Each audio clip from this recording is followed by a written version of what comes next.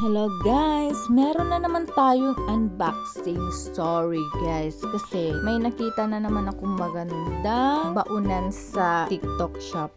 Yun lang yung ginawa guys. Kasi kung kailan wala ka ng work, saka ka pa nag-order guys. Good luck na lang guys talaga sa mga susunod na mga araw. Diyos ko, tabangi. Uy, napa-order tuloy ang mala Dreams Street na katawan ko nitong food box basket organizer para sa ref. Kasi 'di ba may mga nabibili tayong karne, mga manok, mga ganyan.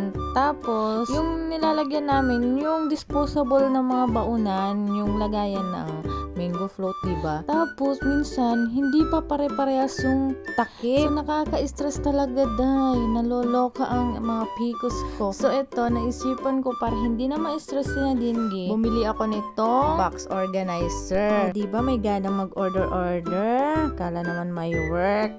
Tsaka nagustuhan ko talaga sa baunan na to ay maganda talaga yung quality niya guys. Tapos mura lang siya. Kaya kung bet nyo guys, mag-order na kayo dyan sa comment section guys. As in now na guys, huwag na kayong magpatumpik-tumpik pa dahil go na. Meron din itong iba't ibang sizes. Tapos ito lang muna yung pinili ko kasi maliit lang yung ref namin. Pero balak ko pang mamili yung mas mahaba para sa mga isda. Ganun. So ito yung nilagyan ko ng karne. Tingnan nyo guys, na-drain talaga yung ano. Pero itong isa, pwede nyo yung gawin din na pwede hindi nyo din lagyan ng drain. O, tingnan nyo. O, double purpose pa guys, diba? Kaya order na! Check sa comment section guys!